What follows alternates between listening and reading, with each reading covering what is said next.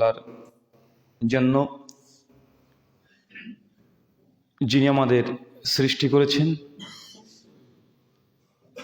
শুধু সৃষ্টি করেননি, এই পৃথিবীতে সহস্র কোটি মাখলুকাত সৃষ্টি করার পরেও যিনি আমাদের ইমানের পেয়ালা দিয়ে তৃপ্ত করেছেন, সেই মহান সত্তা আল্লাহ সুবহানাহু ওয়া তাআলার সংক্ষিপ্ত শুকরিয়া সুজুদ আদায় করি তার নিজেরই শেখানো ভাষা দিয়ে। সকলে এক বাক্যে পড়ি আলহামদুলিল্লাহ। সম্মানিত সুধী, আজকের এই ইসলামী হালাকা তথা আজকে মূলত কোনো ওয়াজ বা মাহফিলের ময়দান নয়। আজকে জুমার দিন, জুমার খুতবাও শুনেছেন। আজকে আমরা এখানে একত্রিত হয়েছি শুধুমাত্র দিন ইসলাম এটা জানা এবং অপরকে জানানোর জন্য। জাস্ট একটা ক্লাসের মতো, খুব লম্বা আলোচনা হবে এমনটা নয়। যে কথাগুলো আপনি শিখবেন, এই কথাগুলো দায়িত্বের সঙ্গে অপর মানুষের কাছে পৌঁছে দেওয়া, এটা প্রত্যেকটা বিশ্বাসী তথা মুসলিম মুমিনদের বৈশিষ্ট্য। আল্লাহ নবী আলাইহিসসালাম যখন বিদায় হজ্জের ভাষণ দিয়েছিলেন, দেওয়ার পরে সাহাবীদের কাছ থেকে তিনি সাক্ষ্য নিয়েছিলেন যে কথাগুলো তোমরা শুনলে আজকে, যারা শুনে নাই তাদের কাছে পৌঁছে দেবে। এবং বিদায় হজ্জের পরেই এই মুসলিম যতজন সাহাবীরা ছিলেন, তাই দায়িত্ব সহকারে বিশ্বের বিভিন্ন জায়গাতে তারা চলে গেছেন ইসলামের দাওয়াত নিয়ে। কেন? নবীর আদেশ। ইসলাম কমপ্লিট হয়ে গেছে, নতুন কোনো ওহী আসার সম্ভাবনা নেই, কোনো পসিবিলিটি নেই যে নতুন কোনো বিধান আসবে। যখন নবী দিনকে মুকাম্মালের এই ঘোষণা কোরআনের আয়াতের মাধ্যমে জানিয়ে দিলেন এবং তিনি বললেন, যাও এখন তোমরা এই দিন ইসলাম এর বার্তার মেসেজ গোটা ওয়ার্ল্ডের সামনে রাখো। তখনই সাহাবীরা গোটা বিশ্ব জগতে তার ছুটে বেরিয়েছে ইসলামের দাওয়াত নিয়ে। যদিও আপনারা কুমিল্লাবাসী, আর এখান থেকেই সবচেয়ে বেশি প্রচার হয় যে ইসলাম এসেছে এই বাংলার ভূখণ্ডে, সেটা কিসের মাধ্যমে? পীর ফকিরের মাধ্যমে। তাই বলা হয় না, পীর ফকির ইসলাম নিয়ে এসেছে। এটা মিথ্যা কথা। সাহাবীদের মাধ্যমেই এই ভূখণ্ডগুলোতে তারা চষে বেরিয়েছেন। এই বাংলার ভূখণ্ডে সাহাবীদের যুগে ইসলাম চলে এসেছে, আর তারা নবীর এই দায়িত্ব পালন করেছিলেন। এক একজন এক এক দিকে চলে গেছে। কে গেছে মিশরকে ভেদ করে ইউরোপ কান্ট্রির সাইডে, কেউ চলে এসেছে আমাদের ভারত, বাংলাদেশ, পাকিস্তান এই অঞ্চলগুলোতে। এক একজন এক এক জায়গাতে চলে গেছে।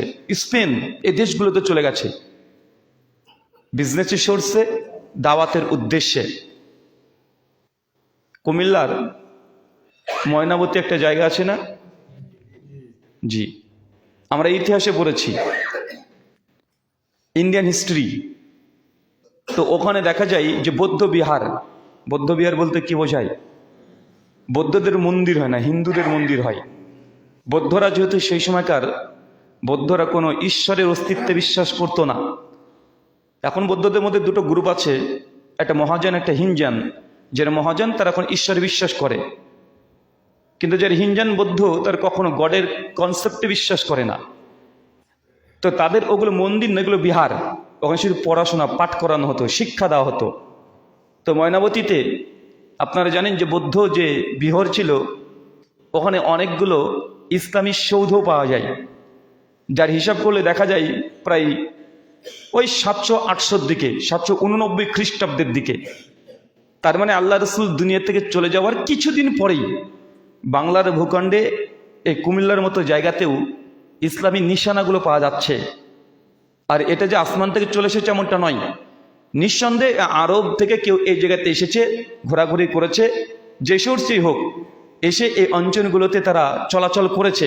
তার জন্যই ওই আরবিতে লেখা লা ইলাহা ইল্লাল্লাহ, এই পয়সাগুলো, দিনার দিরহাম, এগুলোকে পাওয়া গিয়েছে।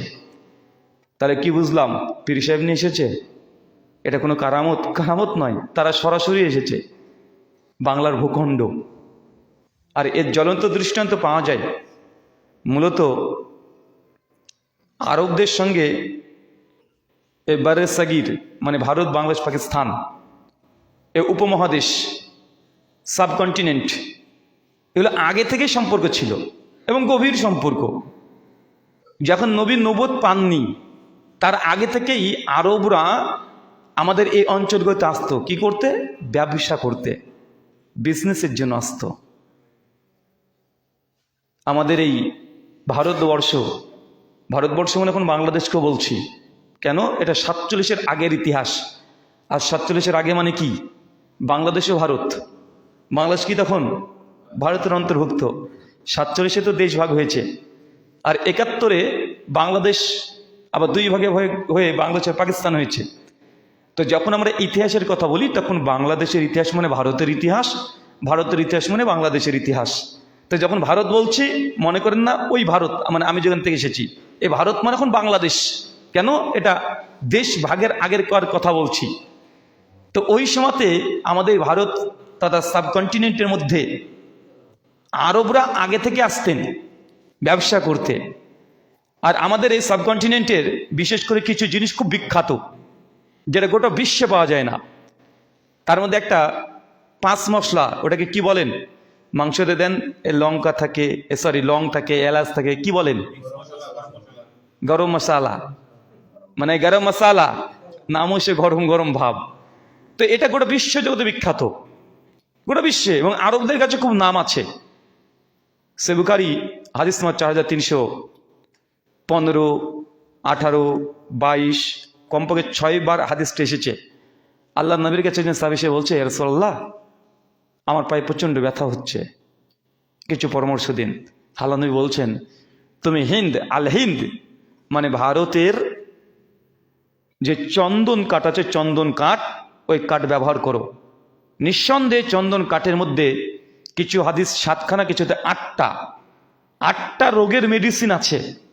নবী তিনি সেই সময় বলছেন হিন্দের কথা, যে ভারত এই উপমহাদেশ সাবকন্টিনেন্ট বারে সাগিরের চন্দন কাঠ ব্যবহার করো, নিঃসন্দেহে 7টা রোগের প্রতিষেধক এই এক চন্দন কাঠ।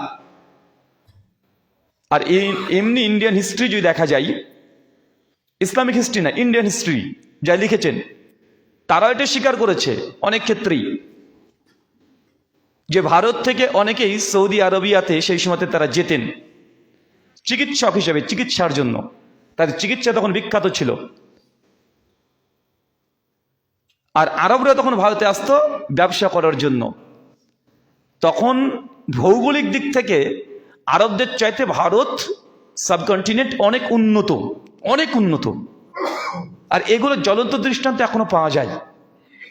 দেখবেন এখন ইন্ডিয়াতে অনেক জায়গা আছে প্রাচীন প্রাচীন মন্দির। আপনাদের দিনাজপুরে চলে যাবেন, প্রাচীন মন্দির, তাদের মূর্তির যে শৈলী, যেগুলো অঙ্কন করে দেবদেবতার, এত চমৎকার নিখুঁতভাবে পাথর কেটে কেটে তারা যে অঙ্কন করতে পারত 800 বছর, 900 বছর, 1000 বছর আগে, এত সুন্দর হাত দিয়ে এই যে মূর্তিগুলোকে নির্মাণ করছে। মূর্তি বোঝা জায়েজ না না জায়েজ, শিরিক না বেদাত, ওটা পরে। কিন্তু তাদের যে মেধা, তাদের যে চিন্তাধারা, মানে এত উঁচু মানের ছিল, এগুলো দেখলে বোঝা যায়। নচেত ওই সময়তে অন্ধকারের যুগ, সেই সময়তে ভারতবর্ষের মানুষরা কি করছে, চমৎকার চমৎকার টেকনোলজি ব্যবহার করে তারা কি তৈরি করছে, বিভিন্ন মূর্তি শৈলী তৈরি করছে। চিন্তা করা যায়? মানুষ কল্পনা করতে পারবে না। এখনো মানুষ দেখলে অবাক হয়ে যায়। তাজমহলকে এখনো মানুষ দেখলে দাঁড়িয়ে দাঁড়িয়ে দেখে, কিভাবে সম্ভব? তার মানে তার টেকনোলজি, জ্ঞান বিজ্ঞান অনেক উন্নত ছিল।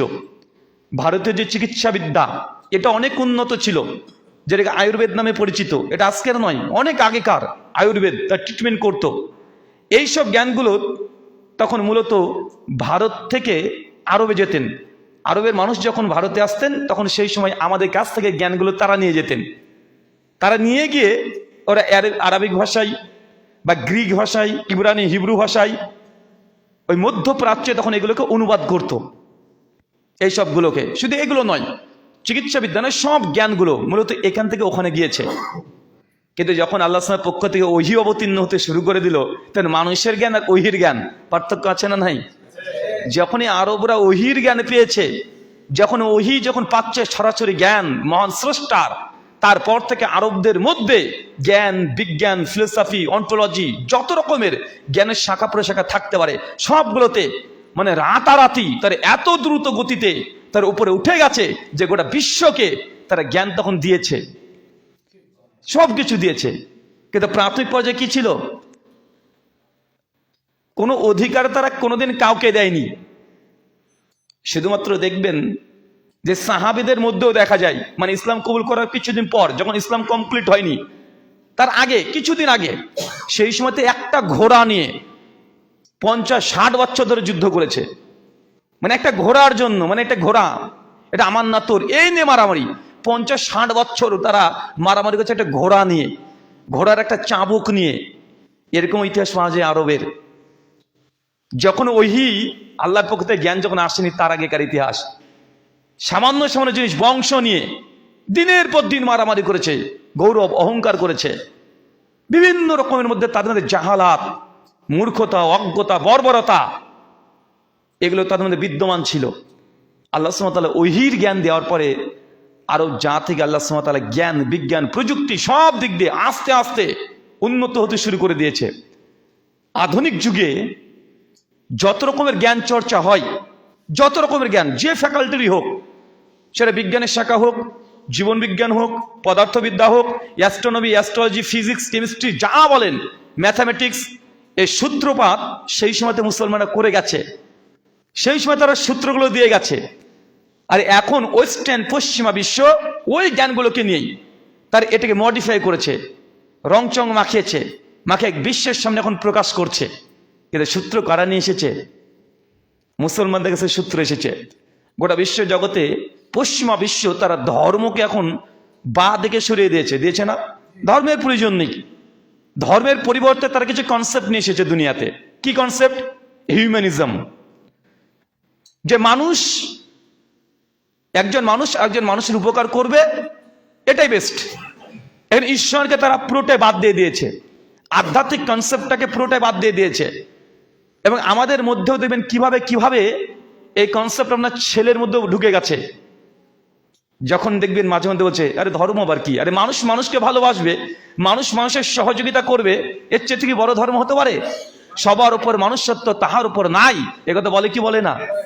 এটা মূলত পশ্চিমা বিশ্বের একটা কনসেপ্ট, যেটা উইলিয়াম মেকাল যখন আমাদের উপমহাদেশের বিভিন্ন রকমের সিলেবাস তৈরি করেছিল, ব্রিটিশরা যখন চলে গেছে না, কিন্তু যে সিলেবাস আমাদেরকে দেওয়া হয় মেকল সাহেবের, উনি কিন্তু এই সিলেবাস এইভাবে তৈরি করে দিয়ে গেছেন যে তাদের কনসেপ্টগুলোকে সাজিয়েই যত কবিতা বলেন, যত গল্প বলেন, মানে বাংলা সাহিত্যে পড়ছেন যেগুলো, কবিতা বলেন, গল্প বলেন, সব কিছুর লাস্ট মোরাল, যে নৈতিক যে শিক্ষা, যে মানুষের শ্রেষ্ঠ, মানুষের সহযোগিতা করো, যা আছে সব কিছু এর মধ্যে আছে। মানে আমাদেরকে বোঝানোর চেষ্টা করছে লা ইলাহা ইল্লাল্লাহ। এর যে আমাদের একটা কনসেপ্ট যে কোনো কিছু নেই, কোনো মাবুদ নেই ইল্লাল্লাহ, শুধুমাত্র এক সত্য আল্লাহ ছাড়া। আর তারা কি শিক্ষা দিচ্ছে? তারা আমাদেরকে বোঝানোর চেষ্টা করছে লা ইলাহা ইল্লাল ইনসান, কোনো উপাস্য নেই, শুধুমাত্র ইনসান, মানুষ মানুষের সহযোগিতা করবে, এটা হচ্ছে তাদের কালেমা। এটা তাদের কাদের কালেমা? এটা তাদের কালেমা। ভেতর ভেতর কি হয় যে আমাদের ভেতরটার ইমানটাকে ধ্বংস হয়ে যায়। তাদের কালেমায় এসে আমাদেরকে বলছে যে লা ইলাহা ইল্লাল্লাহ, এটা আমাদের কালেমা। তাদের কালেমা কি? তা লা ইলাহাকে স্বীকার করে নিয়েছে, কোনো উপাস্য নেই। কিন্তু আমরা যখন বলছি ইল্লাল্লাহ, তবে এক সত্য মাবুদ আল্লাহ ছাড়া, ওরা এই জায়গাতে বসে দিয়েছে ইল্লাল ইনসান, শুধুমাত্র মানুষ মানুষের জন্য পৃথিবীতে আছে, তুই মানুষ মানুষের জন্য সহযোগিতা করবে। তাদের কনসেপ্ট হচ্ছে গোটা বিশ্ব জগতে এইটা। আর এটা আধুনিকরণ হয়েছে, চলছে। কিভাবে যে আমাদের পরিবার, সন্তান, ছেলে মেয়ে সবার ভিতর চলে আসবে আপনি কল্পনা করতে পারবেন না। কেন? সিলেবাস, শিক্ষা ব্যবস্থা, গোটা আন্তর্জাতিক মিডিয়া, পেপার, পত্রিকা, সব জায়গাতে এটা কমন হয়ে গেছে। এর জন্য ধর্মটাকে আবার তারা আস্তে আস্তে বাদ দিতে চেষ্টা করছে। এরও কারণ আছে। এর কারণ হচ্ছে খ্রিস্টানদের যদি ইতিহাস পড়া যায়, খ্রিস্টানরা যখন ইউরোপ কান্ট্রিগুলোতে রাজত্ব করছে, আগে কিন্তু নেতা মন্ত্রী ছিল না, এই ডেমোক্রেসি, গণতন্ত্র এগুলো ছিল না। তাই রাষ্ট্র কারা চালাতো? ধর্মীয় নেতারা। কারা? ধর্মীয় নেতা। যারা মুসলমানদের খেলাফতের ইতিহাস পড়েছেন, ধর্মীয় নেতা, ধর্মের মাধ্যমে তার রাষ্ট্র চালাতো। তো মূলত সৌদি কান্ট্রিগুলো এরা ধর্মের সাহায্যে তারা রাষ্ট্র চালাতো, গ্রাম চালাতো, সমাজ চালাতো। আর এই ভারত উপমহাদেশগুলো এরা হিন্দুত্ব এবং বৌদ্ধিস্ট, তারা ধর্মের আলোকেই এই রাষ্ট্রগুলোকে চালাতো। আর ইউরোপ কান্ট্রিগুলো ওগুলো চালাতো হচ্ছে পোপ, খ্রিশ্চানরা। কারা? খ্রিশ্চান পাদ্রী, ক্যাথলিক চার্চ, ভ্যাটিকান সিটি, এগুলো তারা চালাতো। তো একটা পর্যায়ে ছিল যেই সময়তে পোপের কথা গোটা বিশ্ব জগতে একটা আসার হতো, ইফেক্ট পড়তো। পোপরা যা বলতো মানুষ তাই বিশ্বাস করে নিত। সেই সময় খ্রিশ্চানদের কোরআন মাজিদ দেখেন না, ইত্তাখিযু আহবারাহুম ওয়া রুহবানাহুম, এই আয়াতের ব্যাখ্যা কি? যে খ্রিশ্চানরা তাদের পোপ যারা আছে, ধর্মগুরু যারা আহবার এবং রুহবান। আহবার কারা? রুহবান কারা? আহবার হচ্ছে যারা জ্ঞানী পণ্ডিত, রুহবান যা সুফি কোয়ালিটির মানুষ। এরা হচ্ছে মানুষকে কি করে? মানুষ এদের ইবাদত করে। যখন আবি হাতিম এসে বলছে, ইয়া রাসূলুল্লাহ, আমি তো খ্রিস্টান ছিলাম, এখনো খ্রিস্টান, গলায় ক্রুশের চিহ্ন নিয়ে চলে এসেছে। সুনান তিরমিজি কিতাব তাফসীর হাদিস না 3095 এই আয়াতের ব্যাখ্যা মজুদ আছে। আমরা তো আমাদের পোপ পাদ্রী যারা আছে, ধর্মগুরু, তাদেরকে তো আমরা রব মানি না, কিন্তু কোরআন বলছে তাকে রব হিসেবে গ্রহণ করে নিয়েছে। আমরা তো গ্রহণ করি না। অত কোরআন এটা মিস্টেক আমাদের আকীদা বিশ্বাস সম্পর্কে। হাতিম তার গল্প শোনেন না? উনি এসে বলছেন, উনি কোনো মানে অলৌকিক কোনো কাহিনী না, ইনি একজন পার্সন, একজন ব্যক্তি। তিনি যখন এসে এই কথা বলেছেন, আল্লাহ নবী তখন তাকে প্রশ্ন করলেন, তোমাদের পাদ্রীরা, ধর্মগুরুরা যখন কোনো জিনিসকে হালাল বলে তোমরা কি মেনে নাও? বলছে জি মেনে নিই। আচ্ছা, কোনো জিনিস যখন হারাম বলে তখন কি তোমরা মেনে নাও? জি মেনে নিই। বলছে এটা হচ্ছে রব হিসেবে গ্রহণ করে নেওয়া। কারণ কোনটা হালাল কোনটা হারাম এটা করার মালিক একমাত্র আল্লাহ। কে? একমাত্র আল্লাহ। সূরা নাহল 116 নম্বর আয়াত। একমাত্র আল্লাহ করতে পারে। কিন্তু কোনো মানুষ যদি দলিলবিহীন, দলিল ছাড়া কোনো জিনিসকে হালাল ফতোয়া দিয়ে দিল অথবা হারাম ফতোয়া দিয়ে দিচ্ছে, এটা পরোক্ষভাবে রব হিসেবে গ্রহণ করে নেওয়া। তো ইউরোপ কান্ট্রিগুলো যখন খ্রিশ্চানরা ক্ষমতায় ছিল, রোমানরা ছিল, তাদের সেই ক্ষমতা নিয়েছে কারা? খ্রিশ্চানরা। তারা সেই সময়তে তাদের জনগণকে বাইবেল পড়তেও দিত না। কারো বাড়িতে যদি বাইবেল পাওয়া যেত তাকে হত্যা করে দিত। ভারতেও তাই, কেউ যদি বেদ পড়তো তাকে হত্যা করে দিত। বেদ তখন ধর্মশাস্ত্র পড়তে দিত না। খ্রিস্টানদের একই অবস্থা, ভারতবর্ষ হিন্দুদের একই অবস্থা। পৃথিবীর মূলত 3টে সভ্যতা নিয়ে গোটা বিশ্ব জগতে ছড়িয়ে গেছে। একটা ইউরোপ কান্ট্রি, ওদের একটা ফিলোসফি, আরবদের একটা, আর ভারতবর্ষের একটা। ভারতবর্ষে পুরোটাই প্যাগানিজম, পুরোটাই মূর্তি পূজারী, পৌত্তলিক। আরব যেহেতু দুই দিক থেকে আসছে, ইউরোপ থেকে আসছে জ্ঞান, ভারত থেকে যাচ্ছে, তাই ওদের মধ্যে দুই জিনিসই পাওয়া যেত। কোরআন মাজিদ যখন পড়বেন তখন বারবার এগুলোই পাবেন। মানে আমরা শুধু ব্যাকগ্রাউন্ডে না জেনে যখন কোরআন মাজিদ পড়ি তখন বুঝতে পারি না, কিন্তু মূলত এগুলো এসেছে বিভিন্ন দেশের জ্ঞানগুলো জমা হওয়ার কারণে। তো সেই সময়তে যারা খ্রিস্টান ছিলেন, পাদ্রী, তারা প্রচার করে দিয়েছিলেন, যদি স্বর্গে যেতে চাও তাহলে টিকিট কিনতে হবে। ইতিহাসে পড়েছেন আপনারা? মনে পড়েননি? বাংলাদেশের ইতিহাসে পড়ানো হয়? আমার জানা নেই, তবে আমাদের ইন্ডিয়ান হিস্ট্রিতে পড়ানো হয় এখনো। তো পোপ, ক্যাথলিক চার্চ সেই সময়তে তারা ফতোয়া দিয়েছিল, যদি কেউ স্বর্গে যেতে চায় তাহলে ক্যাথলিক পাদ্রীর কাছ থেকে টিকিট লাগবে। আর এই টিকিট কি? দান। তখন বাইবেল থেকে বিভিন্ন ভার্স তারা পেশ করেছিল, যে তোমার ইনকামের 10% দিয়ে দিতে হবে, ইনকামের সমস্ত কিছু দিয়ে দিতে হবে। বাইবেল থেকে কোট করতো যে জিসাস খ্রিস্ট তিনি নিজে বলেছে, কারো পকেটে যদি 1 টাকা যদি থাকে তাহলে সে ব্যক্তি কখনো স্বর্গে যেতে পারবে না। উটের মানে সূচের ছিদ্র দিয়ে উট প্রবেশ করা সম্ভব, কিন্তু ধনী ব্যক্তির স্বর্গে যাওয়া সম্ভব নয়।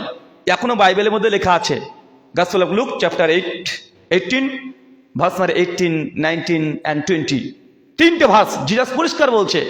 মানে একজন ইহুদি ব্যক্তি এসে বলছে যে প্রভু আমি স্বর্গে যেতে চাই, কি করতে হবে? তখন বলছে তোমার যা আছে সব দান করে দাও। বলছে আমি তো দান করি।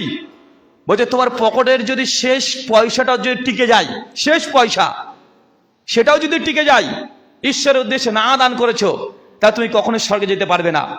সূচের ছিদ্র দিয়ে উট প্রবেশ করা সম্ভব, ধনী ব্যক্তির স্বর্গে যাওয়া সম্ভব নয়।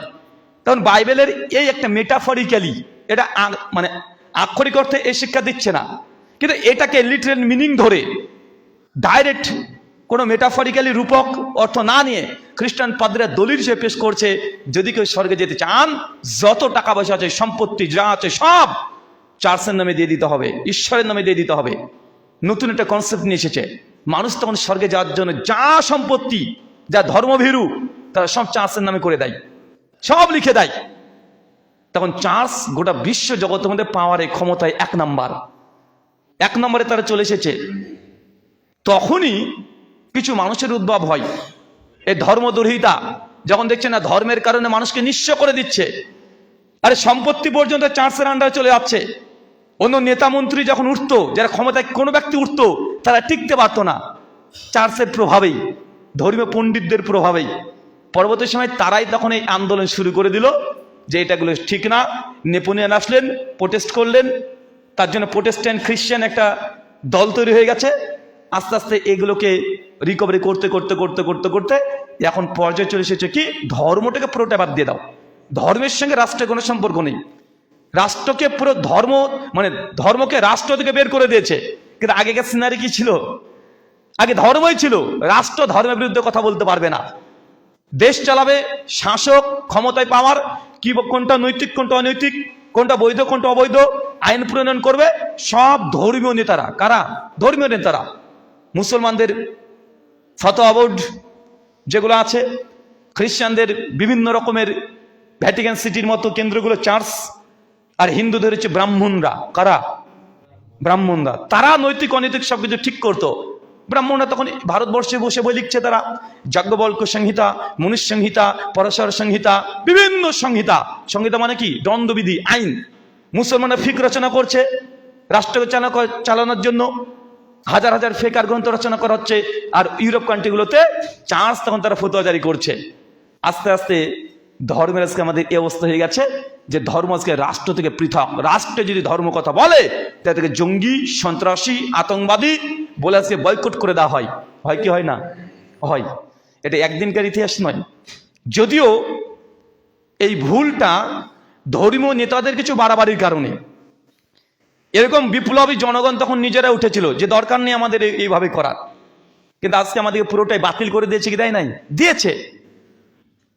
ফাতিমা রাদিয়াল্লাহু তাআলা আনহা, নবীর কন্যা, তিনি একটি ঘটনা বলছেন। মুসনাদ আহমদে হাদিসটা আসছে 23,184 নম্বর হাদিস। আল্লাহ নবী যখন তিনি আসছেন খন্দকের যুদ্ধের পর, দীর্ঘদিন পর বাড়িতে আসছেন। আর নবীর একটি সুন্নাত ছিল, যখন তিনি বাইরে থেকে আসতেন তখন প্রথমে বাড়িতে যেতেন না, মসজিদে প্রবেশ করতেন। কোনো সফর থেকে আসছেন নাকি মসজিদ, কোথায়? মসজিদ আসতেন, অজু করে 2 রাকাত নামাজ পড়তেন। তারপর বাড়িতে প্রবেশ করে তার মেয়েদের ঘরে যেতেন, ছেলে মেয়েদের ঘরে গিয়ে তাদের সঙ্গে কিছুক্ষণ সময় কাটাতেন। তারপরে যেতেন স্ত্রীর কাছে। তো ফাতিমা রাদিয়াল্লাহু আনহা তিনি বলছেন যে আমার আব্বা একদিন আসলেন, দেখছি তার গোটা শরীরে পোশাকে ধুলোবানি জমে গেছে, মুখ একদম কালো হয়ে গেছে। দীর্ঘদিন সফর, জিহাদের ময়দান থেকে তিনি আসছেন। তখন আমি আমার আব্বার চেহারা দেখে মানে কেঁদে দেবো এরকম একটা পরিস্থিতি চলে এসেছে। তখন আল্লাহর নবী, মানে আমার আব্বা তখন বললেন যে ফাতেমা, তোমার আব্বাকে আমাদের রব আল্লাহ প্রেরণ করেছেন এই দুনিয়াতে শুধু বসে থাকার জন্য নয়। তিনি আমাদেরকে প্রেরণ করেছেন দুনিয়ার প্রত্যেক কাঁচা থেকে পাকা বাড়ি পর্যন্ত। দুনিয়াতে যত কাঁচা থেকে পাকা বাড়ি পর্যন্ত সমস্ত জায়গায় আল্লাহ সুবহানাহু ওয়া তাআলার দ্বীন যতক্ষণ পর্যন্ত না পৌঁছাচ্ছে ততদিন পর্যন্ত তোমার আব্বা এইভাবেই পরিশ্রম করেই যাবে। এর জন্য নবীর স্বপ্ন কি বলেন তো? দুনিয়ার এমন কোন কাঁচা বাড়ি, এমন কোন পাকা বাড়ি, এমন কোন কর্নার নেই যে জায়গাতে দিন যাবে না। এটা নবীর স্বপ্ন যে পৌঁছাবে ইসলাম, ইসলাম বিজয় লাভ করবেই। ইসলাম আল্লাহর পক্ষ থেকে এসেছে, অতএব গোটা বিশ্বে ইসলাম দিতে হবে, যেতে হবে। এটা হচ্ছে নবীর স্বপ্ন ছিল। আমরা আমাদের বাবাদের স্বপ্ন পূরণ করি না। বাবার স্বপ্ন, মায়ের স্বপ্ন ডাক্তার হব। বাবা মা স্বপ্ন দেখেছে ছেলেও পড়াশোনা করছে, বাবা মা খরচ করছে। দুনিয়ার সবাই স্বপ্ন দেখছেন স্বপ্ন পূরণের জন্য, কিন্তু নবীর স্বপ্ন পূরণের জন্য কখনো নবীর এই স্বপ্নকে বাস্তবায়ন করতে হবে। আমাদের নবীর স্বপ্ন দেখেছে গোটা বিশ্বে যেন ইসলাম প্রচার হয়, এমন কোনো কাঁচা বাড়ি পাকা বাড়ি যেন না টেকে, সব জায়গাতে কোনায় কোনায় যেখানেই সূর্যের আলো পৌঁছায় ওই জায়গাতে ইসলাম যেতেই হবে, আল্লাহর দ্বীন প্রতিষ্ঠা করতেই হবে। এখন বলেন তোমরা কতজন আছি যে নবীর এই স্বপ্ন পূরণের জন্য আমরা একটা সেকেন্ড হলে সময় ব্যয় করেছি? সবার স্বপ্নের দাম আছে, নবীর স্বপ্নের কোনো দাম নাই তার উম্মতের কাছে, কোনো দাম নেই। দুনিয়াটা মনে করছেন যে এসেছি, মৃত্যু হবে, চলে যাব। এই মাঝখানে 50-60টা বছর আপনি কঠোর পরিশ্রম করছেন নিজের স্বপ্ন পূরণের জন্য, নিজেকে সেটেলমেন্ট করার জন্য, নিজের সন্তানকে প্রতিষ্ঠা করার জন্য। বছরের পর বছর আমরা কোথায় যাচ্ছি? প্রবাসে থাকছি। কেন? নিজের স্বপ্ন পূরণের জন্য, বাবার স্বপ্ন পূরণের জন্য। বাড়িতে ধার আছে, বাড়ি তৈরি করতে হবে, বোনের বিয়ে দিতে হবে, মা অসুস্থ, এই জন্য নিজের জীবনটাকে পুরো ইনভেস্ট করছেন। বিদেশে মুসাফির হিসেবে আছেন, স্বপ্ন পূরণ নিজের জন্য করছি। নবীর স্বপ্ন যে পূরণ করতে হবে, তিনি যে স্বপ্ন দেখলেন, এই স্বপ্নের মূল্য নেই। এই স্বপ্নের মূল্য কে দেবে? এই স্বপ্নের মূল্য আমাদের সবাইকে মিলে দিতে হবে। হুজুর আমি তো আলেম না, অত পড়াশোনাও জানি না, আমি কিভাবে নবীর স্বপ্নে পূরণ করব? এটা আমাদের সম্ভব হচ্ছে না। ভাইজান, আপনার ছোট্ট 4 বছরের ছেলে আছে, সকালবেলায় দেখবেন একসঙ্গে দুজন হাঁটতে হাঁটতে বাজারে চলে গেলেন, ব্যাগ ভর্তি বাজার, ব্যাগের একটা সাইড আপনি ধরেছেন আর একটা সাইড ছেলেকে দিয়েছেন, বাবা তুইও ধর। নিয়ে এসছেন দুজন, ভরটা পুরো আপনি বহন করছেন, আপনার হাতে আছে, ছেলের হাতে নেই। মানে ও জাস্ট ব্যাগের মানে হাতলটাকে ধরেছে। বাড়িতে এসে ছেলে তখন বলছে, মা আমি বাজার করে আনলাম, আমি নিজে বহন করে নিয়ে এসেছি। আসলে কি ছেলে বহন করেছে? না। কিন্তু এই কথা শুনে বাবা মা দুজনেই খুশি হয়ে যায়, আনন্দিত হয়ে যায়। সে কোনো সহযোগিতা করেনি, জাস্ট একটা হাতল ধরেছে। দিন প্রচারের ক্ষেত্রে, নবীর স্বপ্ন পূরণের ক্ষেত্রে আমাদের প্রত্যেককে কিছু পারি আর না পারি, ওই ছোট্ট সন্তানের মতো হাতটাকে ধরে রাখার চেষ্টা করতে হবে। আপনি পারবেন না এইভাবে আলোচনা রাখতে, পড়ার টাইম নেই, আপনি লেখক হতে পারেননি, আলোচক হতে পারেননি, আলেম হতে পারেননি, কিন্তু আল্লাহ আপনাকে বিজনেস দিয়েছে, ব্যবসা দিয়েছে, দিয়েছে কি দেয় নাই? ব্যবসা দিয়েছে, হালাল ইনকাম দিয়েছে। এই হালাল ইনকাম দিনের জন্য ব্যয় করেন কিছুটা হলেও। মাস শেষে ইলেকট্রিক বিল দিতে হয়, দিতে হয় না? দেন তো আপনারা। মাস শেষে গ্যাস যে ব্যবহার করছেন তার জন্য বিল দিতে হয়, হয় না? মাস শেষে ছেলে মেয়ে যে পড়ছে, স্বপ্ন পূরণ করার জন্য পড়াচ্ছেন, মাস শেষে প্রাইভেট স্কুল সব জায়গাতে টাকা পয়সা দিতে হয়, দিতে হয় না? প্রত্যেক মাসে আপনি পে করছেন, কেন? আপনার স্বপ্ন পূরণের জন্য। তো নবীর স্বপ্ন পূরণের জন্য, দিন প্রচারের জন্য মাসে, প্রত্যেক মাসে দায়িত্ব নিয়ে দিন প্রচারের জন্য, দিন বিজয়ের জন্য কোন ইনভেস্ট আছে আপনার যে মাসে আমি 1000 টাকা এটা আলাদাভাবে রেখে দিই, যেমনভাবে ছেলের টিউশনি ফিজ আমি আলাদাভাবে রেখে দিতে বাধ্য, ছেলের স্বপ্ন পূরণ করার জন্য, দিনের বিজয়ের জন্য আপনি ইনভেস্ট করেন? কথা বলেন।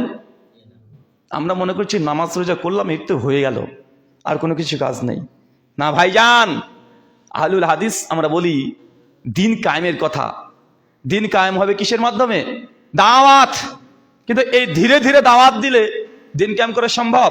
প্রত্যেক জন যারা সালাফি মানহাজে আছে, প্রত্যেকজন যারা আছে, তাদের এটা বাধ্যতামূলক দায়িত্ব, অলঙ্ঘনীয় দায়িত্ব, যে দিনের বিজয়ের জন্য, দিন কায়েমের জন্য, দিন প্রতিষ্ঠার জন্য দাওয়াত আমাদের মূল আইডিওলজি, আমাদের থিঙ্কিং, আমাদের চিন্তা, আমাদের মানহাজ, আমরা যা কোরআন সুন্নাহর ফাহাম থেকে যা বুঝেছি, তার জন্য প্রত্যেককে দিন কায়েমের জন্য ব্যয় করতে হবে কি হবে না?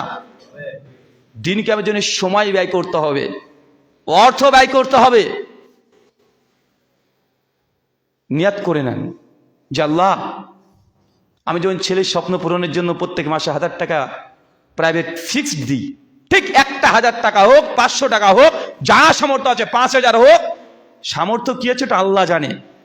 আমি বাহ্যিক দিক থেকে 500 টাকা দেখছি, মনে করছি কম, কিন্তু আপনার কাছে দেখাচ্ছে ওটাই বেশি।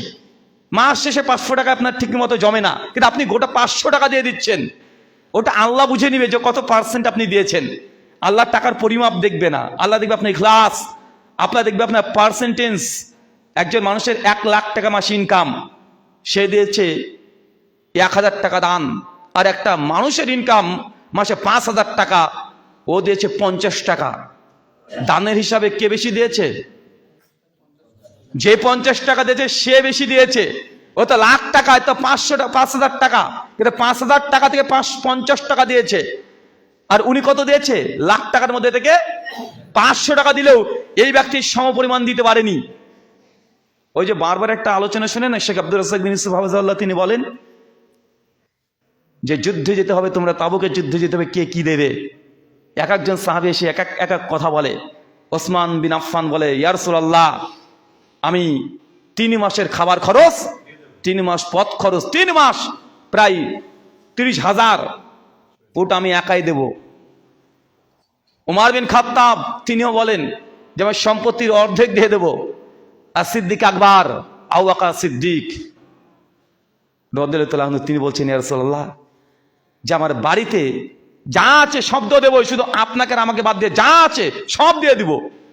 অথচ সেই সময়তে যদি গণনা করা যায়, সিদ্দিক আকবরের যে অর্থ, যে টাকা, ওসমান বিন আফফানের 10 ভাগের 1 ভাগও হবে না, কিন্তু তার সম্পত্তির যে পুরো পার্সেন্টেজ দিয়ে দিচ্ছে। তাই আপনি কত টাকা যে ব্যয় করবেন দাওয়াতের কাজে, আমরা বলছি যে গণতন্ত্র ডেমোক্রেসির মাধ্যমে দিন কায়েম করা যাবে না, এটা ভুল পদ্ধতি। বলছি ওই খারেজিদের মতো বোম মেরে দিন কায়েম করা যায় না, এটা মানহাজ খারেজিদের মানহাজ। আমাদের দাওয়া কি? দিন কায়েমের জন্য দাওয়াত। তো দাওয়াতের পেছনে সময় ব্যয় করতে হবে না? যারা গলত পথে গিয়েছে, ভুল পথে গিয়েছে, ডেমোক্রেসি হচ্ছে, দিন রাত তারা কর্মীর মতো পরিশ্রম করছে, রাস্তায় নামছে, সব কিছু করছে। যারা খারেজি, তাদের চিন্তা ফিকিরকে প্রতিষ্ঠা করার জন্য তারা সর্বাধিক চেষ্টা করছে। তাহলে হাদিস আর মানহাজুস সালাফ, সালাফদের মানহাজকে আমরা অনুকরণ করি। তা দাওয়াতের ক্ষেত্রে আপনাকে কি দিন রাত প্রত্যেক মুসলিম যারা সালাফি আছে তাকে কর্মী হিসেবে কাজ করতে হবে কি হবে না? হবে। কিন্তু আমার দিনী ভাইদের পরিস্থিতি কি হয়ে গেছে দেখবেন, একটা কবিতা আছে, ছোটবেলায় পড়েছিলেন, মৌমাছি মৌমাছি কোথা যাও, নাচি নাচি দাঁড়াও না একবার ভাই, ওই ফুল ফুটে বনে যাই মধু আহার আনে, দাঁড়াবার সময় তো নাই। মৌমাছি কাছে শিক্ষা নেন। কোরআন মাজিদের 16 নম্বর সূরা নাহাল আছে না, মৌমাছি মধু হানি, মৌমাছি মৌমাছি কোথা যাও নাচি নাচি দাঁড়াও না একবার ভাই। কবি যেটা বোঝানোর চেষ্টা করছেন যে মৌমাছি, তুমি এত নাচতে নাচতে কোথায় যাচ্ছ, কোথায় যাচ্ছ, একটু দাঁড়াও, তোমার সঙ্গে একটু কথা বলি। মৌমাছি কি জবাব দিচ্ছে? ওই ফুল ফুটে বনে যাই মধু আহারণে, দাঁড়াবার সময় তো নাই। ওই যে ফুল ফুটেছে, আমার দাঁড়ানোর সময় নেই, আগে মধু আহরণ করতে হবে। আচ্ছা, মৌমাছি যে মধু আরোহণ করবে নিজের জন্য, নিজে খাবে, তার ছেলে মেয়েদেরকে খাওয়াবে, তার পরিবারকে খাওয়াবে না, এই মানুষের জন্য। কার জন্য? মানুষের জন্য। মৌমাছি যে শ্রম দেয়, কষ্ট দেয়, নিজের দায়িত্ব পালনে কোনো লঙ্ঘন করে না, দায়িত্বের উপরে নিবিড় অটল থাকে, নিরন্তর চেষ্টা চালিয়ে যায়, পরিশ্রম করে যায়, কষ্ট করে। কার জন্য? নিজের জন্য নয়, এই মানুষের জন্য। আহলে হাদিস যুবক তরুণদেরকে, প্রত্যেক সালাফি দিনী ভাইদেরকে, তাদেরকে মৌমাছির মতো হতে হবে। কিসের মতো? মৌমাছির জন্য, মৌমাছির মতো। মানে আপনি নিজে লাভের জন্য, নিজের জন্য নয়, উম্মতের খেদমতের জন্য করবেন, দিনের বিজয়ের জন্য করবেন, দিন কায়েমের জন্য করবেন। কিন্তু দুঃখজনক করে সত্য কথা, ফেসবুক যখন ঘাটাঘাটি করি, তখন এই সালাফি ভাইগুলোই মৌমাছি নয়, তারা মাছির ভূমিকা পালন করে। কিসের ভূমিকা? মাছি। মৌমাছি শুধুমাত্র সেই ফুলগুলোতে বসে যেখান থেকে উপকার হবে, কল্যাণকর হবে, মানুষকে কিছু দিয়ে যেতে পারবে। আর মাছির স্বভাব কি? মাছির স্বভাব, ও সব জায়গাতে বসবে, নষ্ট করে দেবে। দোকানে খাবার রেখেছেন, ও গিয়ে ভন ভন করে ওই জায়গা থেকে বসবে, নোংরা পচা সব জায়গাতে। আমাদের সালাফি ভাইদের বর্তমান ফেসবুকে যা দেখি, সবসময় কোনো একজন শাইখের যদি টুটি পেয়ে যায়, এখানে বসছে, ওখানে যাচ্ছে, এখানে যাচ্ছে, সব রকম মাছির মতো দুর্গন্ধ ছড়াচ্ছে। এটাতে দিন প্রতিষ্ঠা হবে? এটা সালাফি মানহাজ, এটা সালাফদের ফাহাম, তাদের বুঝ। এটা সালাফদের ফাহাম নয়, সালাফদের মানহাজ এটা নয়। যদি মুমিন তার মানহাজ যদি ঠিক হয়ে যায়, তার দ্বারা যদি কোনো ত্রুটি বিচ্যুতি হয়ে যায়, আপনি উলঙ্গ সমালোচনা করতে শুরু করে দিচ্ছেন। এটা দিয়ে সালাফি দাওয়াত এটা সংকীর্ণ হয়ে যাবে। যদি ভুল হয়, ত্রুটি হয়, আরে ভুল ত্রুটিটাই তো মানুষ হওয়ার লক্ষণ রে ভাই। আরে আমি কথা বলছি, আমার দ্বারা ভুল হবে। কুল্লু বানি আদম খাত্তাউন, প্রত্যেক আদম সন্তান সে ভুল করবে, এটা স্বাভাবিক। কিন্তু ভুল করলে ডাস্টবিনে ছুঁড়ে নিক্ষেপ করে দিতে হবে, সালাফি মানহাজ থেকে 19-20 হয়ে গেলে বের করে দিতে হবে। এটা কোথা থেকে যে চলে আসলো বাঙালি আমাদের সালাফি ভাইদের মধ্যে? কোথা থেকে যে চলে আসছে? একটু 19-20 হয়ে গেলে মানহাজ থেকে বের করে দিচ্ছে, আছে না নাই? এটা আলেম ওলামারা করছে না, অধিকাংশ ক্ষেত্রে ফেসবুকে আমরা যারা ফলো করি তাদের মধ্যে এরকম প্রবণতা আমরা দেখতে পাচ্ছি বেশি। এটা দিয়ে সালাফি মানহাজ অনেক সময়তে প্রশ্নবিদ্ধ হয়ে যায়, অনেক সময় প্রশ্নবিদ্ধ হয়ে যায়। এখান থেকে সালাফি ভাইদেরকে ফিরে আসতে হবে। আমাদের দাওয়াতে কাজ আরো বেগবান হতে হবে। দাওয়াতি কাজ প্রসারিত করার জন্য কোনো মানুষের যদি ত্রুটি হয়ে যায়, আরে আলেম ওলেমা তারা ফিল্ডে আছে, তাদের দ্বারা ত্রুটি হতে পারে। প্রতিদিন যদি সে 5 ঘন্টা 6 ঘন্টা করে আলোচনা করে, কমপক্ষে কত শব্দ বলছে, কত বাক্য বলছে, এর মধ্যে মিস্টেক হয়ে যেতে পারে। হাজার হাজার পৃষ্ঠা বই রচনা করছে, ভুল হতে পারে না? তুই তো মানুষ, তুই তো বই লিখছে, কোরআন তো নয়, এটা আল্লাহর পক্ষ থেকে ওহী নয় যে কোনো মিস্টেক হবে না, কোনো ভুল হবে না। ওটাকে নিয়ে আমি আলোচনা করতে শুরু করে দিলাম। নবী আলাইহিস সালাম তিনি যখন দিনে দাওয়াতের জন্য বিভিন্ন রকমের সিদ্ধান্ত নিয়েছেন, সেই সময় যখন কোনো ত্রুটি হয়ে গেছে, তার মানবিক দিক থেকে ওপর থেকে ফেরেশতাকে আল্লাহ পাঠিয়ে দিয়ে তাকে সংশোধন করে দিয়েছে। আমাদের কাছে তো কোনো ফেরেশতা আসবে না, আসবে নাকি? না, আমাদের কাছে কে আসবে? আপনি আসবেন, আপনি আসবেন, এসে আমাকে বলবেন। একজন মুমিন আরেকজন মুমিনের কি আয়না, আয়নার কাজ কি? আয়নার কাজটা কি? আয়না কথা বলতে পারে? আয়নার সামনে দাঁড়ালে কি করবেন? আয়নাকে কথা বলে দিবে যে রাহুল ভাই আপনি এই কথাটা ঠিক বলেননি। না, আয়নার কাজ হচ্ছে এইটা যে দেখিয়ে দেয়। আপনার যে চুলটা ঠিক না থাকে দেখিয়ে দিবে, কলারে বোতামটা লাগাননি আয়নার সামনে দাঁড়াবেন, দেখিয়ে দিবে। তো মুমিন ভাইয়ের কাজ, যদি আমার দ্বারা কোনো ত্রুটি হয় মুখে বলার আগে আগে দেখিয়ে দেন। সাহাবীরা এসে বলছে রাসূলুল্লাহ ওযু করবো কিভাবে? একজন সাহাবীকে নবী দেখছেন যে ওযু ভুলভাবে করছে, মানে ঠিকভাবে খিলিনগুলো করছে না, হাতের আঙ্গুলগুলো পাগুলো দাড়িগুলোকে ঠিকভাবে কসলাচ্ছে না, পানি দিচ্ছে না। নবী কিছু বললেন না। সাহাবীর কাছ থেকে ওই যে ওযুর জন্য যে পাত্রটাকে নিয়ে তিনি ওযু করে করে দেখাচ্ছেন, এইভাবে এইভাবে এইভাবে করতে হয়, এইভাবে দেখাচ্ছে তিনি। এই যে আয়না, কেন আমাদের কাছে ফেরেশতারা আসবে না রে ভাই, ফেরেশতা আসবে না আলেম ওলেমার কাছে। জিবরিল ওহী নিয়ে আসবেন আমাদের ত্রুটি হয়ে গেলে। কে আসবে? আপনি আসবেন, মুমিন ভাই হিসাবে আসবেন, দেখানোর জন্য আসবেন, ভুল হয়ে গেলে সংশোধন করার জন্য আসবেন। কর্কশ কণ্ঠে নয়, প্রতিবাদ স্বরূপ নয়, আসবেন ইসলাহের জন্য, দলিল নিয়ে, তথ্য নিয়ে। যদি বোঝানো যায় মানুষ পরিবর্তন হবেই, পরিবর্তন হবে না? অবশ্যই হবে। কিন্তু আমাদের এই মানহাজগতভাবে আমরা মাঝে মধ্যে বেশি এক্সট্রিম হয়ে যাচ্ছি। যারা আছেন, যারা আমরা কাজ করছি, আমাদের দ্বারা ভুল হবে। যে রান্না করে তার রান্নারই মানুষ খুদ ধরবে, ঝালটা একটু কম হয়ে গেছে। আর যে রান্নাই করেনি তার রান্নায় খুদ ধরবে কেউ? আরে রাঁধুনি তো রান্না করে, ও 5 রকমের রান্না করে, 5 দিন রান্না করছে, একদিন মিস্টেক হতেই পারে। তো যে রান্না করে তার রান্নারই খুদ ধরে মানুষ, আর যে রান্নাই করেনি তার কেউ খুদ ধরবে? ধরবে না রে ভাই। তাই যে কাজ করে তার দ্বারাই ভুল হয়, যে কাজ করে না তার দ্বারা কাজ হয় না। অনেকে বলেন যে রুহুল আমিন ভাই খুব ব্যস্ত, আমি দিনে কাজ করতে চাই, হয় না।